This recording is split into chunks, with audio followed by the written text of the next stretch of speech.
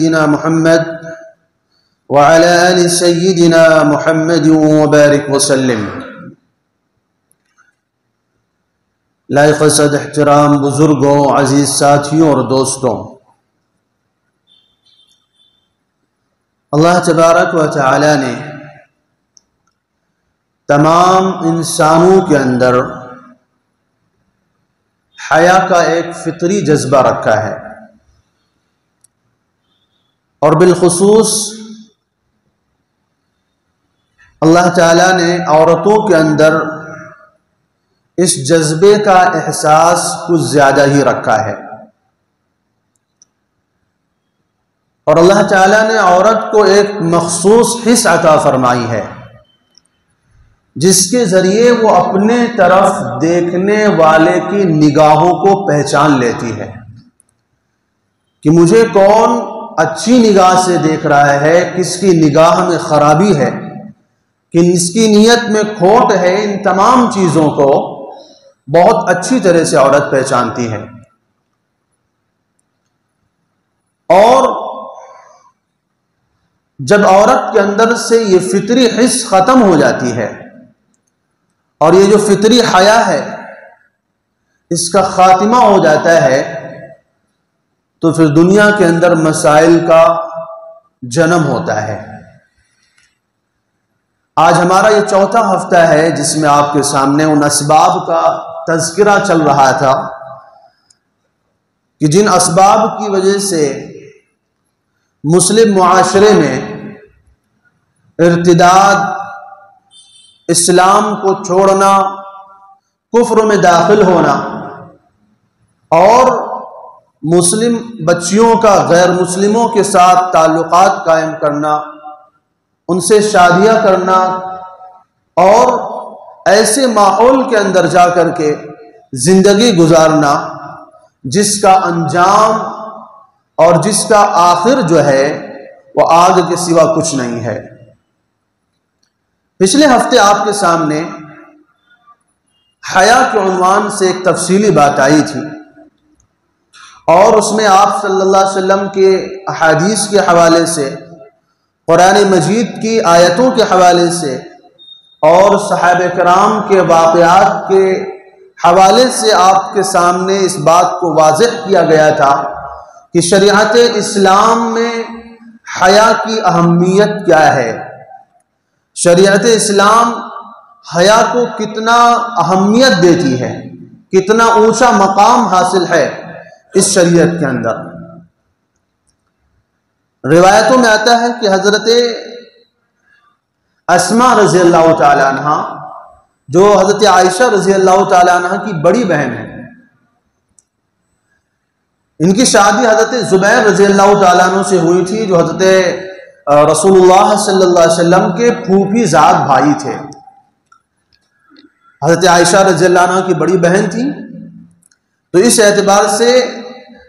حضرت اسماء جو ہوئی نبی صلی اللہ علیہ وسلم کی بڑی سالی ہوئی، اور حضرت زبیر آپ کے ساڑو ہوئے۔ تو کہتے ہیں کہ جب حضرت زبیر رضی اللہ عنہ سے میری شادی ہوئی تو ان کی بہت غربت تھی، ان کے یہاں ان کے پاس ایک اونٹ اور ایک گھوڑے کے سوا کچھ بھی نہیں تھا، اور اس اونٹ اور گھوڑے کی خدمت کرنے کے لیے بھی کوئی نہیں تھا۔ اب حضرت زبیر رضی اللہ تعالیٰ عنہ تجارت کی نیت سے، کبھی دین کے واسطے سے، کبھی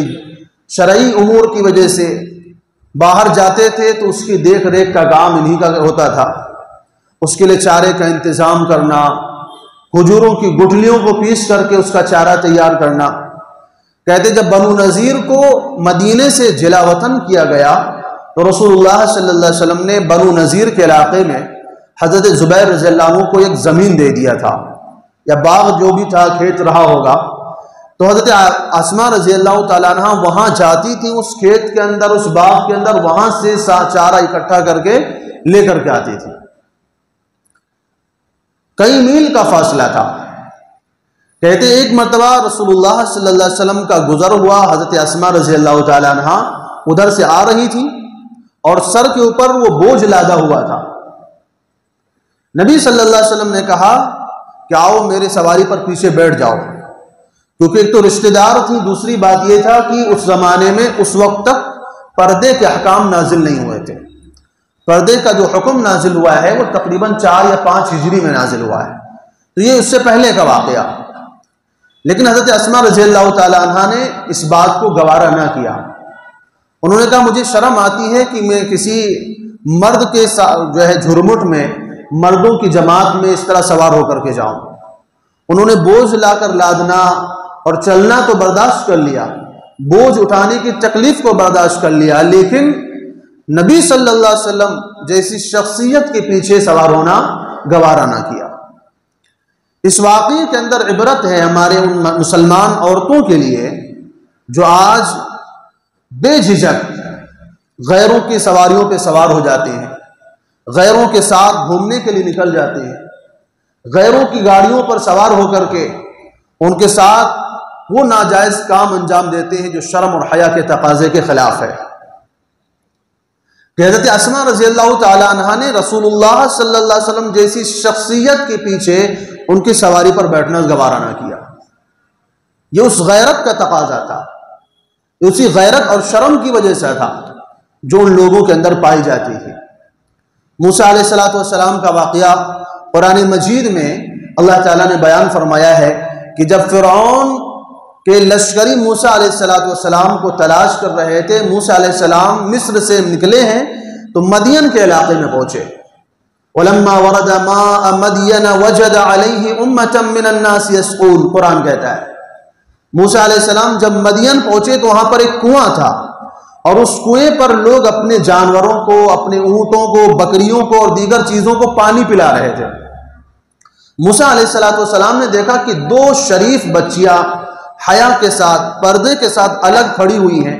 اور اپنی بکریوں کو انہوں نے روکا ہوا ہے. تو موسیٰ علیہ السلام نے سوال کیا ما خطبکما، کیا مسئلہ ہے تمہارا؟ اب سوال کے 2 مقصد تھے. ایک مقصد یہ کہ تم یہ الگ تھلگ کیوں کھڑی ہو، تم اپنی بکریوں کو پانی کیوں نہیں پلا رہی ہو، اور دوسرا مقصد یہ تھا کہ تم کیوں آئے ہو پانی پلانے کے لیے؟ کیا تمہارے گھر میں کوئی مرد نہیں ہے؟ کیا تمہارے گھر میں کوئی آدمی نہیں ہے جو آ کر کے ان بکریوں کو پانی پلائے؟ تو انہوں نے کہا قالتا لا نسقی حتی یصدر الرعاء وابونا شیخ کبیر. دونوں سوالوں کا جواب دیا. انہوں نے کہا کہ ہمارا ان لوگوں سے الگ کھڑے ہونے کا مقصد یہ ہے کہ جب تک یہ لوگ پانی پلا کر چلے نہیں جاتے ہم اپنی بکریوں کو پانی نہیں پلائیں گے، کیونکہ ان کی بھیڑ میں ہمیں جانا پسند نہیں ہے. مردوں کے ساتھ شانہ بشانہ کھڑے ہو کر ان کی بھیڑ میں شامل ہو کر اور ان کے ساتھ مل کر کے ہمیں پانی پلانا پسند نہیں ہے. یہ ہماری غیرت اور ہماری شرم و حیا کے خلاف ہے. اس لیے میں کیا کر ہم لوگ یہاں الگ کھڑے ہوئے ہیں، جب تک یہ لوگ چلے نہیں جاتے ہم پانی نہیں پلائیں گے. اور دوسرے سوال کا جواب یہ دیا کہ ابونا شیخ کبیر، ہم بہنیں ہی بہنیں ہیں، ہمارے بھائی نہیں ہیں، اور ہمارے والد جو ہیں وہ انتہائی بوڑھے ہو چکے ہیں، وہ چلنے کی طاقت نہیں رکھتے ہیں، اس لیے ہمارے ساتھ کوئی مرد نہیں آئے. اب موسیٰ علیہ السلام نے کیا کیا؟ ان دونوں کی بکریوں کو پانی پلا دیا. بکریوں کو لے کر گئے کنویں کے پاس اور وہاں جا کر کے اس کا پانی پلا کر کے وہ بچیاں گھر چلی گئیں.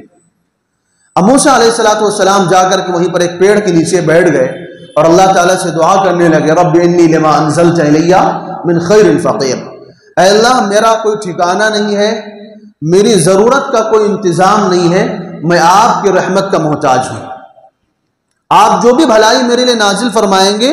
میں اس بھلائی کا محتاج ہوں، میں اس کے انتظار میں ہوں. ادھر موسیٰ علیہ السلام بیٹھے ہوئے ہیں. کچھ دیر کے بعد ان دونوں بچیوں میں سے ایک بچی آئی. فجاءته احداهما تمشي على استحياء قالت ان ابي يدعوك ليجزيك اجر ما سقيت لنا. قرآن بیان کرتا ہے اس کے آنے کے انداز کو. اللہ تعالیٰ کہتے ہیں ان دونوں میں سے ایک بچی انتہائی شرم اور حیا کے ساتھ آئی.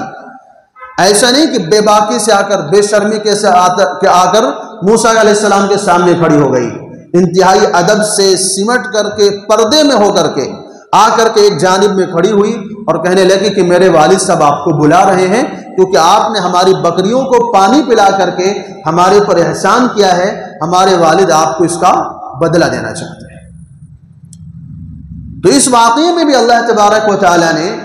اس لڑکی کی جو تعریف فرمائی ہے اور قرآن کریم کے اندر اس واقعے کو جو جگہ دی ہے وہ اس کی شرم اور حیا کی وجہ سے. کہ شریعت اسلام میں شرم اور حیا کی اہمیت اتنی ہے کہ پہلے زمانے کا ایک واقعہ اللہ تعالیٰ نے قرآن کریم میں اس لیے بیان کیا ہے کہ اس میں اس عورت نے، اس بچی نے، اس لڑکی نے شرم اور حیا کا مظاہرہ کیا تھا، بے حیائی نہیں دکھائی تھی، بے شرمی نہیں دکھائی تھی، بے تکلفی نہیں دکھائی تھی غیر محرم کے سامنے، آئی بھی تو بڑے ادب کے ساتھ، سلیقے کے ساتھ، پردے کا لحاظ کرتے ہوئے، حیا کا لحاظ کرتے ہوئے۔ قرآن کہتا ہے تمشی علی استحیاء، ایسا لگتا تھا کہ جیسے حیا کی سواری پر سوار ہو کر کے آئی ہو، حیا پر چلتے ہوئے آئی ہو۔ اتنا زیادہ شرم، اتنی زیادہ حیا اس زمانے کے اندر عورتوں میں تھی۔ شریعت اسلام نے اس طرح مردوں کے ساتھ عورتوں کا میل جول، ملنا جلنا، اٹھنا بیٹھنا، بات چیت کرنا، دوستیاں کرنا، تعلقات قائم کرنا، اس کی اجازت نہیں دی ہے۔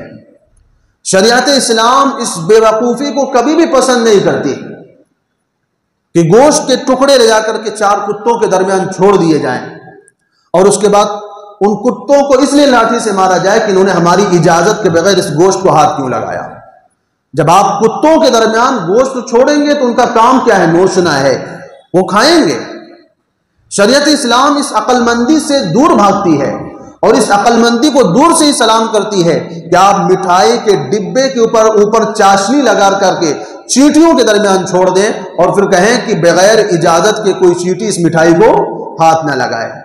کیا چیٹی آپ کی اجازت کی ضرورت پڑے گی اس کو؟ کیا آپ کی اجازت کا وہ انتظار کرے گی کہ آپ جب اجازت دیں تب جا کر کے اس مٹھائی کو وہ چھوئے گی؟ چیٹی کو تو مٹھائی کی خوشبو ہی کافی ہے، آپ کتنا بھی چھپا کے رکھ لیں، اگر چیٹی کو خوشبو محسوس ہو گئی وہ پہنچ کر کے رہے گی۔ آپ جانوروں کو جا کر کسی کے کھیت کے کنارے چھوڑ دیں اور اس بات سے لے کر کے مطمئن ہو جائیں کہ بھئی جب تک مالک اجازت نہیں دیتا یہ جانور اس کے کھیت میں داخل نہیں ہوں گے، اس کو کوئی عقل مندی کہے گا؟ اس لیے شریعت اسلام نے ایسی کسی عقل مندی کو گوارا نہیں کیا ہے۔ شریعت اسلام نے جہاں زنا پر پابندی لگائی اور زنا کے اسباب پر بھی پابندی لگائی ہے، ان تمام چیزوں پر بھی پابندی لگائی ہے جو زنا تک پہنچانے والے ہیں، جو حرام تک پہنچانے والے ہیں، جو ناجائز چیزوں تک لے جانے والے ہیں۔ پہلے زمانے کے بہت سارے واقعات، جب منگولوں نے بغداد کے اوپر حملہ کیا اور تقریباً 20 لاکھ مسلمانوں کو انہوں نے شہید کیا بغداد کے اندر، اس وقت کے خلیفہ تھے معتصم باللہ۔ معتصم باللہ کہتے ہیں قرآن پڑھتے ہوئے شہید ہو گئے، ان کی بیٹی بھی شہید ہو گئی، اور کہتے ہیں جب ہلاکو خان ان کے محل میں داخل ہوا تو عام طور پر بادشاہوں کا طریقہ کیا ہوتا ہے کہ بادشاہ لوگ جب کہیں پر حملہ کرتے ہیں اور وہاں پر قبضہ کر لیتے ہیں تو ان کی عورتوں کو اپنے حرم میں شامل کر لیتے ہیں۔ تو ہلاکو خان نے معتصم باللہ جو خلیفہ تھے ان کی اہلیہ کو بلوایا، ان کی ملکہ کو اپنے پاس بلایا۔ ان کی ملکہ جب ہلاکو کے پاس جانے لگی تو اس نے اپنی باندی کے کان میں چپکے سے کوئی بات کہہ دی اور اس کے بعد چلی گئی۔ جا کر کے ہلاکو خان سے کہا کہ یہ سامنے دیکھو خلیفہ کی تلوار رکھی ہے اور یہ تلوار تب تک نہیں چلتی جب تک اس کو کوئی چلانے والا نہ ہو، اور کہا اگر تمہیں یقین نہ ہو تو میں تمہیں اس کا ثبوت دے سکتی ہوں، اور اپنی باندی کی طرف اشارہ کیا۔ باندی نے زور سے تلوار کا حملہ کیا اور ملکہ کے 2 ٹکڑے ہو گئے، اس طرح وہ شہید ہو گئی۔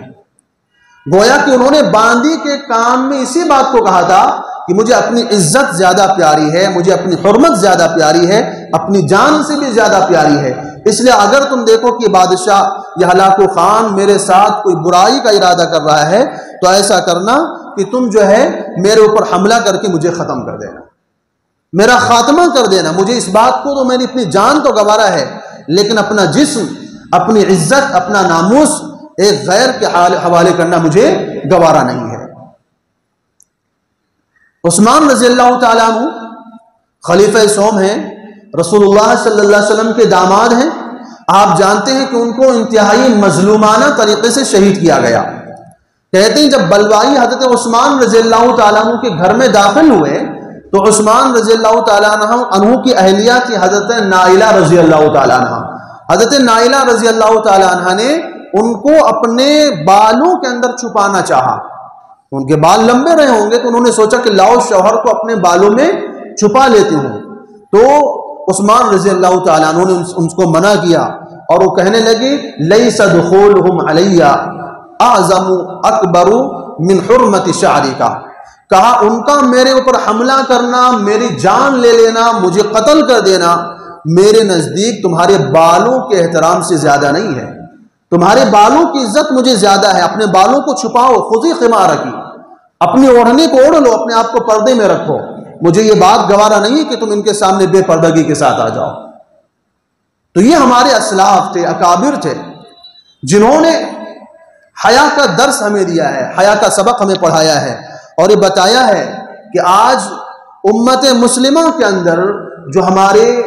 حالات آ رہے ہیں اور جو پریشانیاں آ رہی ہیں اور جن حالات کا ہمیں سامنا کرنا پڑ رہا ہے، اس میں جو سب سے بڑا دخل ہے وہ اسی چیز کا ہے کہ حیا کا خاتمہ ہو گیا ہے۔ آج کل مسلمانوں کے ہاں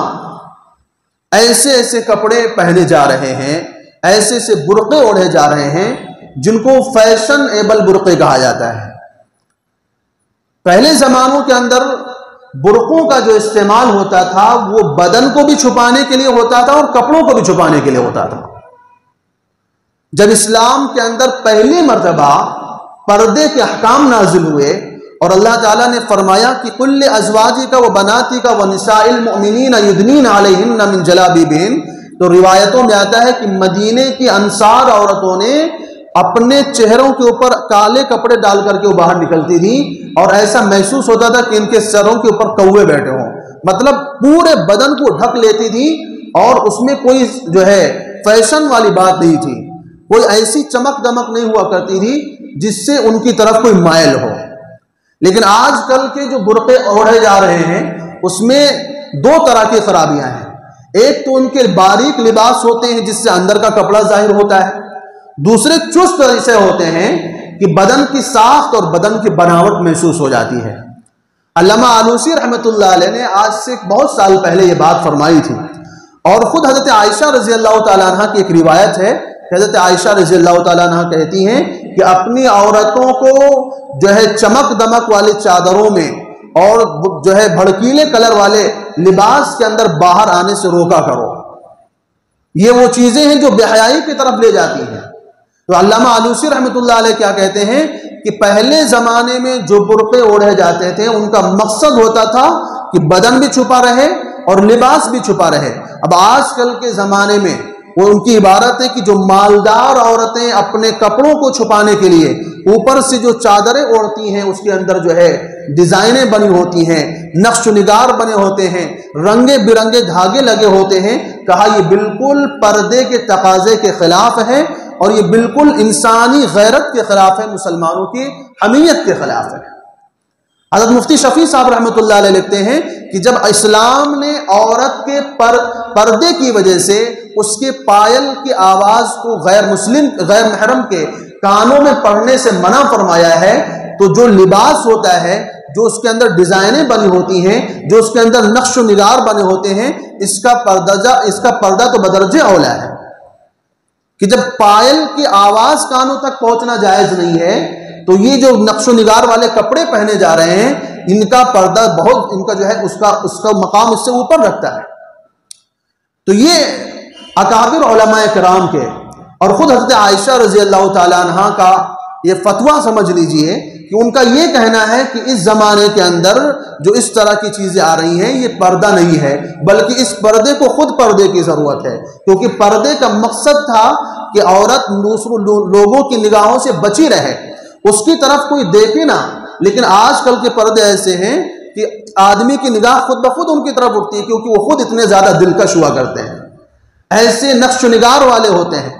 ایسی ڈیزائنوں والے ہوتے ہیں کہ وہ خود ایک جو ہے دلچسپی کا ایک لباس بن گیا ہے، لوگوں کو اس کی طرف دیکھنے کا ایک ذریعہ بن گیا ہے کہ وہ لوگوں میں اس سے پرکشش معلوم ہوتی ہے۔ پہلے زمانوں کے اندر بہت سارے واقعات ایسے آتے ہیں کہ لوگ اپنی غیرت کی وجہ سے، اپنی شرم کی وجہ سے بڑے بڑے جو ہے کارنامے انجام دیا کرتے تھے۔ ایک محدث گزرے ہیں حضرت سلیمان ابن یسار رحمۃ اللہ علیہ، کہتے ہیں ایک مرتبہ یہ حج کے سفر پہ جا رہے تھے اور حج کے سفر میں جانے کے دوران ایک جگہ ان لوگوں کا قیام جنگل میں ہوا. ساتھی لوگ شہر چلے گئے کہ ہم جا کے سامان لے کر کے آتے ہیں کھانے پینے کا، اور یہ وہیں پر قیام کرنے کے لیے جب دیکھا اکیلے ہیں تو انہوں نے سوچا چلو اکیلے خالی بیٹھنے سے اچھا نماز شروع کر لیتے ہیں. انہوں نے نماز پڑھنا شروع کر دیا. جب نماز میں مشغول ہوئے تو اچانک ایک عورت آئی، اور اس عورت نے آ کر کے خیمے کے اندر کچھ مانگنے کے لیے ہاتھ پھیلایا. تو انہوں نے اس کو جب کچھ دینا چاہا تو اس عورت نے کہا مجھے وہ نہیں چاہیے جو آپ دینا چاہ رہے ہیں، مجھے وہ چاہیے جو ایک عورت ایک مرد سے چاہتی ہے، اور ہم اور آپ اس جنگل میں اکیلے ہیں، یہاں پر کوئی موجود بھی نہیں ہے، آپ بھی جوان ہیں میں بھی جوان ہوں، لہذا آپ میری خواہش کو پورا کیجئے. حضرت سلیمان ابن یسار رحمۃ اللہ علیہ اس عورت کی باتوں کو سن کر حیران ہو جاتے ہیں اور رونا شروع کرتے ہیں. اتنا زیادہ روتے ہیں کہ ان کے رونے کی وجہ سے اس عورت کو شرم آ جاتی ہے اور وہ چلی جاتی ہے. اتنا زیادہ ان کے اندر تقویٰ، اللہ کا خوف. جنید بغدادی رحمۃ اللہ علیہ کا ایک مشہور واقعہ ہے. کہتے ہیں وہاں پر ایک کوفہ کے اندر ایک مالدار رہتا تھا، اس کی بیوی بڑی خوبصورت تھی، انتہائی حسن و جمال کی ملکہ تھی، اور اس بات پر اس عورت کو بھی ناز تھا اور خود اس کے شوہر کو بھی ناز تھا. ایک دن اس عورت نے اپنے آپ کو آئینے میں دیکھتے ہوئے کہا کہ کون ایسا ہوگا جو میرے حسن کا دیوانہ نہ ہو جائے، میرے حسن کا عاشق نہ ہو جائے جس کے سامنے میں آ جاؤں. تو اس کے شوہر نے کہا کہ تم جنید بغدادی کو نہیں پھسلا سکتی، تم جنید بغدادی کو اپنی طرف مائل نہیں کر سکتی. اس نے کہا چلو دیکھتے ہیں، ان کا امتحان لیتے ہیں. وہ عورت آئی حضرت جنید بغدادی کے یہاں، آپ اکیلے تشریف فرما تھے. اس نے آ کر کے اپنے چہرے سے جو ہے وہ برقع ہٹا دیا، اس لباس کو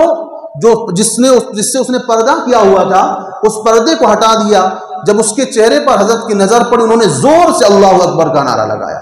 اس اللہ اکبر کے نعرے کا اتنا اثر اس عورت کے اوپر ہوا کہ وہ عورت زار و قطار روتی وہاں سے چلی آئی اور بالکل اپنی زندگی کو بدل دیا، اپنے حسن کے گمان کو بدل دیا، اور ہمیشہ ہر وقت اللہ کی عبادت میں مشغول رہنے لگی. اس کا شوہر کہنے لگا کاش کہ تو جو ہے جنید بغدادی کو نہ آزماتی کہ آج تو میرے بھی کام سے چلی گئی. ان کی صحبت کا اثر یہ ہوا اور ان کے ایک لمحے کی اس تکبیر کا اثر یہ ہوا کہ وہ عورت اللہ کی ولی بن گئی. اس کے اندر اتنا زیادہ خوف آ گیا. عمر رضی اللہ تعالیٰ عنہ کے زمانے میں ایک نوجوان رہتا تھا مدینے کے اندر. وہ اپنے والد کی خدمت کے لیے جایا کرتا تھا. اس کے والد دوسرے مکان میں رہتے تھے، یہ نوجوان دوسرے مکان میں رہتا تھا. کہتے ہیں کہ جب بھی وہ اس گلی سے گزرتا تھا تو ایک عورت اس کو اپنی طرف مائل کرنا چاہتی تھی، ایک عورت اس کو ہمیشہ اپنی طرف بلانا چاہتی تھی، لیکن نوجوان اس کی بات کو توجہ نہیں دے کر کے اپنے راستے سے چلا جایا کرتا تھا. ایک دن ایسا ہوا کہ وہ عورت نے ایسی کیا باتیں کہی کہ وہ نوجوان اس کی طرف مائل ہو گیا اور اس کے پیچھے پیچھے اس کے گھر کی طرف جانے لگا. جب گھر کے دروازے کے اوپر پہنچا اور جب گھر کے دروازے پر اس نے قدم رکھنے کا سوچا تو اس کے دل میں اچانک اللہ کی طرف سے قرآن کریم کی ایک آیت آئی. اور اس آیت کیا ہے؟ ان الذین اتقوا اذا مسهم طائف من الشیطان تذکروا فاذا هم مبصرون. کہ جو اللہ سے ڈرنے والے لوگ ہیں، جن کے دل میں اللہ کا خوف ہے،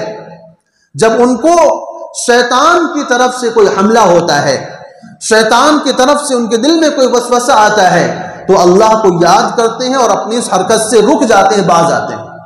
یہ آیت اس کو یاد آنا تھا کہ وہ نوجوان بے ہوش ہو گیا. جب عورت نے دیکھا کہ یہ تو بے ہوش ہو گیا ہے اور اگر میرے دروازے پر پڑا رہے گا تو میرے اوپر الزام آ جائے گا، اس لیے اپنی نوکرانیوں سے اس نے اٹھوا کر کے اس نوجوان کو اس کے گھر کے دروازے پر ڈلوا دیا. اب جب رات گزرنے لگی اور کافی وقت گزر گیا، نوجوان اپنے والد کے پاس نہیں پہنچا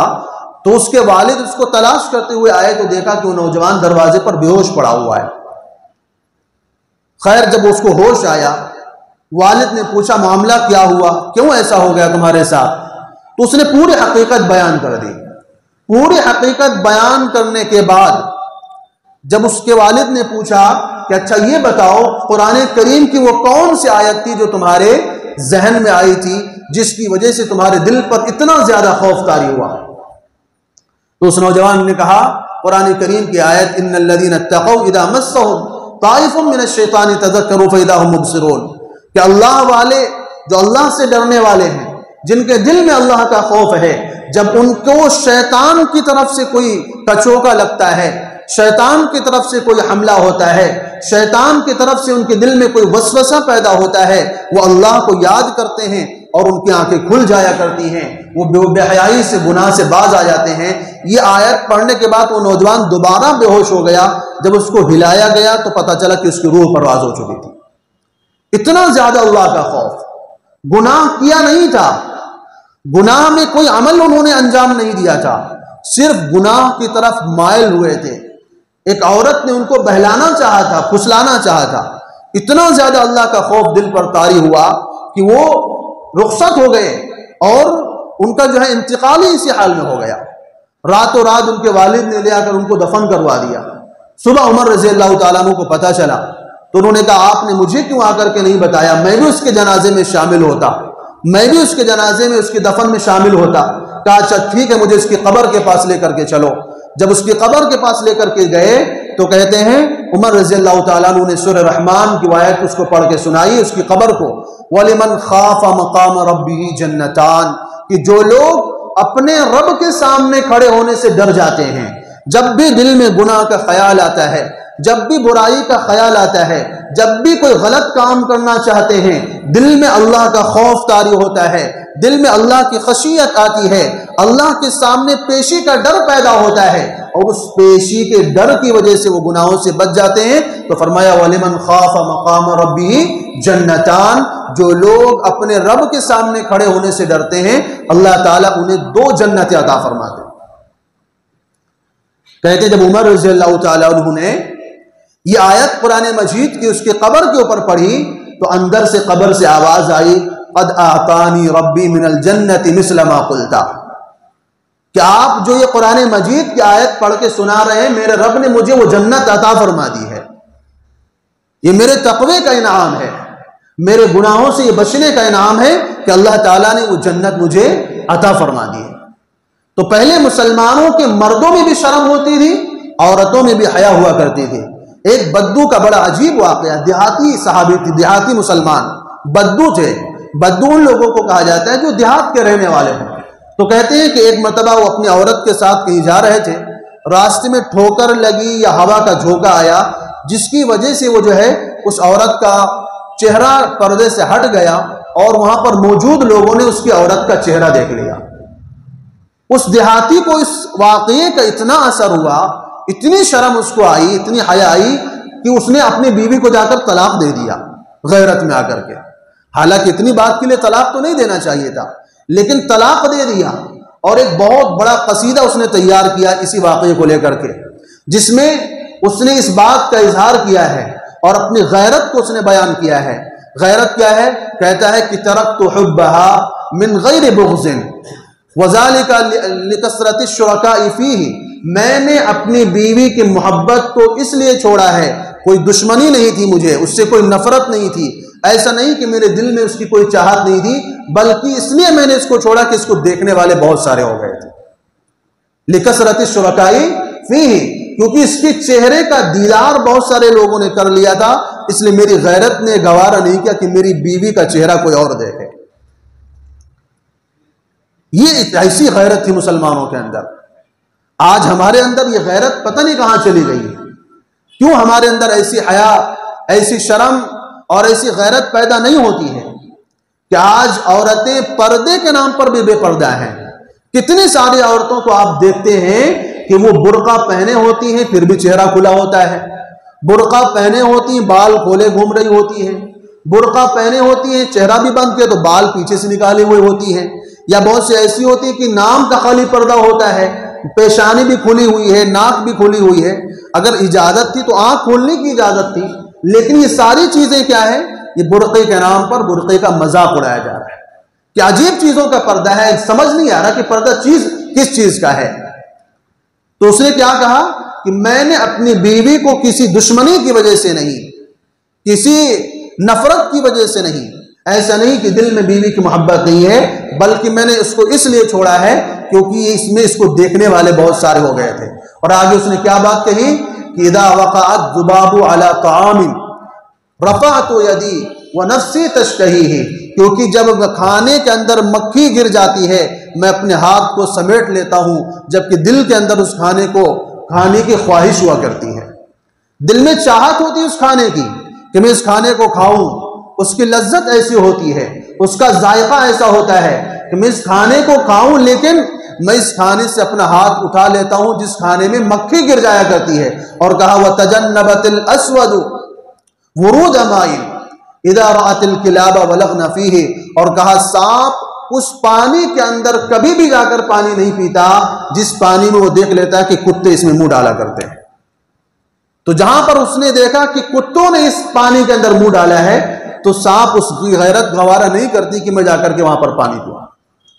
تو یہ عجیب واقعہ ہے ایک مسلمان کی غیرت کا کہ اس مسلمان نے اتنے سے بات کی وجہ سے اپنی بیوی کو طلاق دے دی۔ اور نبی صلی اللہ علیہ وسلم کے زمانے کا مشہور واقعہ ہے کہ ایک صحابی نوجوان تھے، انصاری صحابی تھے، نئی نئی شادی ہوئی تھی ان کی، اور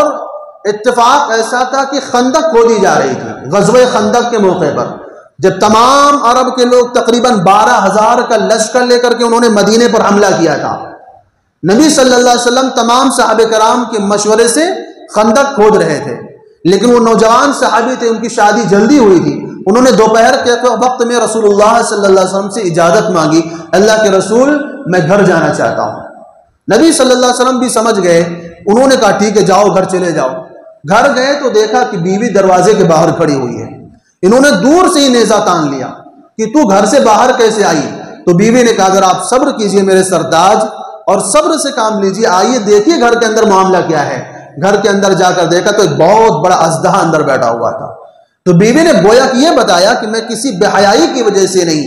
بے شرمی کی وجہ سے نہیں، یا اور کوئی ناجائز وجہ سے نہیں میں گھر سے باہر آئی ہوں، یہ میں مجبوری کی وجہ سے گھر سے باہر آ کر کھڑی ہوں کہ یہاں پر سانپ کھڑا ہوا ہے، اندر سانپ آ کر کے بیٹھا ہوا ہے۔ خیر انہوں نے جا کر کے سانپ پر حملہ کیا، سانپ نے ان کے اوپر حملہ کیا، دونوں لوگوں کا انتقال ہو گیا، سانپ بھی مر گئے اور صحابی بھی شہید ہو گئے۔ لیکن اس واقعے کے اندر کیا ہے کہ بیوی کو گھر سے باہر کھڑے ہونا انہوں نے گوارا نہیں کیا، اس بات کو ان کی غیرت نے پسند نہیں کیا کہ وہ بیوی جو ہے گھر سے باہر کھڑی رہے۔ تو یہ واقعات اسی لیے سنائے جا رہے ہیں کہ یہ چیز ہمیں اپنے اندر بھی پیدا کرنے کی ضرورت ہے، اپنی اولاد کو بھی سکھانے کی ضرورت ہے۔ ایک مسلمان کا واقعہ ہے، قاضی کی عدالت میں اس کی بیوی نے مقدمہ کر دیا۔ مقدمہ کیا کہ میرے شوہر کے ذمے میرے مہر کے 500 درہم باقی ہیں، اس نے میرا مہر ادا نہیں کیا ہے۔ شوہر کہہ رہا نہیں میں نے مہر ادا کر دیا ہے، بیوی کہہ رہی نہیں اس نے مہر ادا نہیں کیا ہے۔ تو قاضی نے کہا اچھا ٹھیک ہے، اگر تمہارا یہ دعویٰ ہے کہ شوہر نے تمہارا مہر ادا نہیں کیا ہے تو اپنے گواہ پیش کرو، کیونکہ شریعت کا اصول یہ ہے کہ جو دعویٰ کرنے والا ہوتا ہے کسی مسئلے کو لے کر کے، جو مقدمہ کرنے والا ہوتا ہے اس کے ذمے ہے کہ وہ 2 گواہ پیش کرے۔ بیوی نے اپنے گواہوں کو بلایا، جب گواہ گواہی دینے کے لیے آئے تو گواہوں نے کہا کہ ہم ایسے گواہی نہیں دیں گے، ہم پہلے دیکھنا چاہیں گے کہ یہ وہی عورت ہے کہ کوئی دوسری عورت ہے، پتہ نہیں کوئی دوسری عورت آ کر کے دعویٰ کر رہی ہو تو ہمیں کیسے پتہ چلے گا کہ جس کے حق میں ہم گواہی دینے کے لیے آئے ہیں یہ وہی عورت ہے۔ تو قاضی نے کہا اب تو مجبوری کا مسئلہ ہے، اب تو تمہیں چہرہ کھولنا پڑے گا، اب تو تمہیں اپنا چہرہ دکھانا پڑے گا تاکہ یہ گواہ لوگ تمہارے حق میں گواہی دے سکیں۔ اب عورت تذبذب میں پڑ رہی ہے، عورت پس و پیش کر رہی ہے کہ چہرہ کھولیں کہ نہ کھولیں۔ اتنے ہی میں شوہر کی آواز آتی ہے کہ ہرگز میں اس بات کی اجازت نہیں دیتا ہوں کہ میری بیوی کا چہرہ غیر محرم دیکھے۔ ٹھیک ہے میں اعتراف کرتا ہوں کہ میرے جو ہے ذمہ 500 جو ہے دینار باقی ہیں، باقی رہے ہو یا باقی نہ رہے ہو الگ مسئلہ ہے، لیکن اس نے کہا میری غیرت اس بات کو گوارا نہیں کرتی ہے کہ میری بیوی کا چہرہ کوئی غیر محرم جا کر کے دیکھے۔ اتنا جب بیوی نے سنا تو بیوی نے کہا ٹھیک ہے میں بھی معاف کرتی ہوں، لیکن واقعہ یہ ہے کہ اس کی غیرت نے اس بات کو گوارا نہیں کیا کہ کوئی غیر محرم، اس کے اور شوہر نے کہ کوئی غیر محرم میری بیوی کا چہرہ دیکھے۔ یہ مسلمانوں کے اپنے واقعات، اور آج اسی شرم و حیا کا فقدان ہے جو یہ اسباب پیدا ہو رہے ہیں۔ مخلوط، ایک تو اسلامی لباس سے نفرت، آج ہمارے لباس جو ہے وہ غیر اسلامی ہو چکے ہیں، غیروں کی عورتیں، یہود و نصارہ کی لڑکیاں، بے حیائی کے لباس اختیار کرتی ہیں، بے حیائی کے کپڑے پہنتی ہیں، ان کے دیکھا دیکھی، ان کے فیشن کو اختیار کرتے ہوئے ہماری بھی وہی عورتیں وہی پہنتی ہیں، اسی طرح کا لباس اختیار کرتی ہیں جو غیروں کی عورتیں اختیار کرتی ہیں، اسی طرح کے بال بناتی ہیں، اسی طرح کے وہ تمام فیشن کے اسباب اختیار کرتی ہیں جو غیروں کی کرتی ہیں۔ تو ایک وجہ اس کی کیا ہے؟ اسلامی لباس سے نفرت۔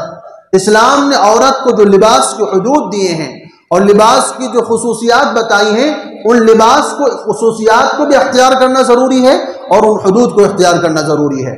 دوسری وجہ جو سب سے بڑی وجہ ہے وہ ہے مخلوط نظام تعلیم۔ مخلوط نظام تعلیم جس کو کہتے ہیں، جہاں پر لڑکے اور لڑکیاں ساتھ پڑھتی ہیں، یہ وہ چیز ہے جس نے اسلامی معاشرے کا بیڑا غرق کیا ہوا ہے۔ مغرب جو ہمیشہ سے اسلام کا دشمن ہے اور ہمیشہ سے اس مسلمانوں کے اندر سے اسلامی غیرت کو ختم کرنا چاہتا ہے، اس نے دنیا والوں کی نظر میں ایک طریقہ متعارف کروایا کہ مرد اور عورت ایک ساتھ بیٹھ کر کے پڑھائی کریں گے، تعلیم حاصل کریں گے اور ایک ساتھ نوکریاں کریں گے، ایک ساتھ ملنا جلنا ہوگا۔ تو سب سے پہلی بات ہمیں یہ جو سمجھنے کی ہے کہ اسلام تعلیم کے خلاف نہیں ہے۔ اسلام نہ تو مردوں کے تعلیم کے خلاف ہے، نہ ہی عورتوں کے تعلیم کے خلاف ہے، اور اسلام نہ دینی تعلیم کے خلاف ہے، نہ دنیاوی تعلیم کے خلاف ہے۔ آپ اچھی سے اچھی تعلیم حاصل کریں، اعلیٰ سے اعلیٰ ڈگری حاصل کریں، کوئی منع نہیں کرتا ہے، لیکن آپ اتنا جان لیں کہ تعلیم کا مقصد ہوتا ہے اللہ کی معرفت حاصل کرنا، تعلیم کا مقصد ہوتا ہے اللہ کا قرب حاصل کرنا، کہ بے علم نہ توا خدا را شناخت، کہ بغیر علم کے اللہ کو پہچانا نہیں جا سکتا۔ تو اللہ نے قرآن مجید کی جو پہلی آیت نازل فرمائی، اقرأ بسم ربک الذی خلق، اس میں اللہ تعالیٰ نے سب سے پہلے تعلیم کا حکم فرمایا ہے کہ تم لوگ پڑھو، تعلیم حاصل کرو۔ نبی صلی اللہ علیہ وسلم نے کیا فرمایا؟ اطلب العلم من المہدی الی اللحدی، بچپن سے لے کر کے مرنے تک تعلیم حاصل کرو، پڑھنے پر کوئی پابندی نہیں ہے۔ اور فرمایا الحکمت ضالۃ المومن، اچھی بات، دانائی کی بات، فائدے کی بات کہیں سے بھی ملے وہ مسلمان کا گمشدہ چیز ہے، وہ مسلمان کی گمشدہ چیز ہے، جہاں سے بھی ملے اس کو حاصل کر لینا چاہیے۔ تو اسلام تعلیم کے خلاف نہیں ہے، اسلام نہ دنیاوی تعلیم کے خلاف ہے، نہ دینی تعلیم کے خلاف ہے، اسلام مردوں اور عورتوں کے ایک جگہ ملنے کے خلاف ہے۔ اسلام اس چیز کے خلاف ہے کہ مردوں اور عورتوں کا ملاپ نہیں ہونا چاہیے، ایک دوسرے کے ساتھ بے تکلفی نہیں ہونی چاہیے، ایک دوسرے کے ساتھ دوستیاں نہیں ہونی چاہیے، اسلام اس کے خلاف ہے۔ اور کہتے ہیں کہ جو تعلیم کا مقصد اللہ کی معرفت حاصل کرنا ہے، لہذا جو تعلیم اللہ سے دور کرنے والی ہو، جو تعلیم دین سے دور کرنے والی ہو، جو تعلیم اسلام سے دور کرنے والی ہو، جو تعلیم قرآن سے دور کر دینے والی ہو، اور جو تعلیم ایمان سے محروم کر دینے والی ہو، ایسی تعلیم سے جاہل رہنا بہتر ہے۔ ایسی ڈگری حاصل کرنا، ایسے عہدہ حاصل کرنا، ایسا علم حاصل کرنا جس کے حاصل کرنے کے نتیجے میں آپ ایمان سے چلے جائیں، ایمان سے ہاتھ دھو بیٹھیں، ایمان سے آپ کا ایمان رخصت ہو جائے اور آپ ہمیشہ کے لیے جو ہے جہنم کا شکار بن جائیں، جہنم کے مستحق بن جائیں، ایسی تعلیم سے جاہل رہنا بہتر ہے۔ ایسی تعلیم کے اوپر تھو ہے، ایسی تعلیم کا کوئی فائدہ نہیں ہے جس سے انسان کے اسلام کے اوپر اور ایمان کے اوپر ضرب آ جائے۔ تو اس لیے میں نے کہا کہ اسلام تعلیم کے خلاف نہیں ہے، اسلام مخلوط نظام کے خلاف ہے۔ اسلام اس بات کو پسند نہیں کرتا ہے کہ مرد اور عورت ایک ساتھ بیٹھ کر کے علم حاصل کریں، کیونکہ اس کا نتیجہ کیا ہوتا ہے؟ ایک دوسرے سے بے تکلفی ہوتی ہے، ایک دوسرے سے دوستیاں ہوتی ہیں، جس کے نتیجے میں پھر بے حیائی بڑھتی ہے، زناکاری کے واقعات ہوتے ہیں، ناجائز بچے پیدا ہوتے ہیں، ناجائز بچوں کا قتل عام ہوتا ہے۔ وہ مغرب جہاں سے یہ نظام چلا ہے وہاں کے بارے میں یہ رپورٹ ہے کہ 80 یا 90% لڑکیاں جو ہیں دوران تعلیم میں اپنی عزت کو گنوا دیتی ہیں۔ کیوں؟ اللہ نے مرد کے اندر بھی اور عورت کے اندر ایک جذبہ رکھا ہے، ایک کشش رکھی ہے،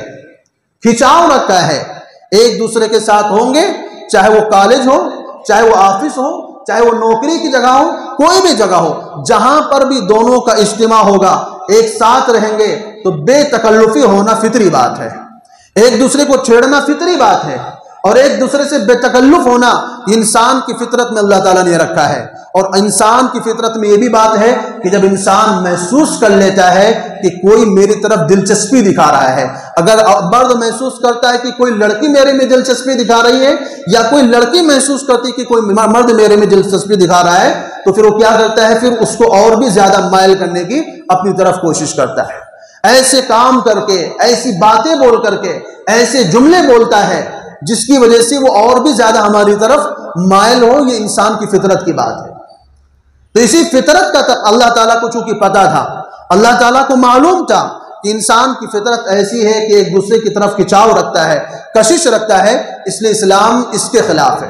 تو اگر تعلیم حاصل کرنا ہے، اچھے سے اچھی تعلیم حاصل کریں، لیکن جو اسلامی حدود ہیں، اسلامی قانون کے اندر رہتے ہوئے تعلیم حاصل کریں۔ اور اگر خدا نخواستہ ہم نے ڈگریاں تو اعلیٰ سے اعلیٰ حاصل کر لی، لیکن اس ڈگری کے نتیجے میں کیا ہوا کہ لڑکی تو غیر مسلم کے ساتھ چلی گئی، اب وہ جا کر کے بتوں کی پوجا میں لگی ہوئی ہے، آپ کا پیسہ بھی برباد ہوا، محنت بھی برباد ہوئی، اور تربیت بھی برباد ہو گئی، اور آپ کا سمجھو سب کچھ لٹ گیا، کیونکہ ایمان سے بڑی دولت اس کائنات میں کچھ بھی نہیں ہے۔ اس بات کو آپ ذہن میں رکھ لیجئے کہ جہاں پر ایمان پر ضرب پڑتی ہو، ایسی جگہ سے اپنے آپ کو فوراً الگ کر لینا چاہیے۔ قرآن کریم میں اللہ تعالیٰ نے منع فرمایا ہے کہ ایسے لوگوں کے ساتھ اٹھنا بیٹھنا مت رکھو، ایسے لوگوں کے ساتھ ملنا جلنا مت رکھو جو اللہ کا مذاق اڑاتے ہوں، شریعت کا مذاق اڑاتے ہوں، دین کا مذاق اڑاتے ہوں۔ قرآن کہتا ہے وَإِذَا رَأَيْتَ الَّذِينَ يَخُوضُونَ فِي آيَاتِنَا فَأَعْرِضْ عَنْهُمْ حَتَّى يَخُوضُوا فِي حَدِيثٍ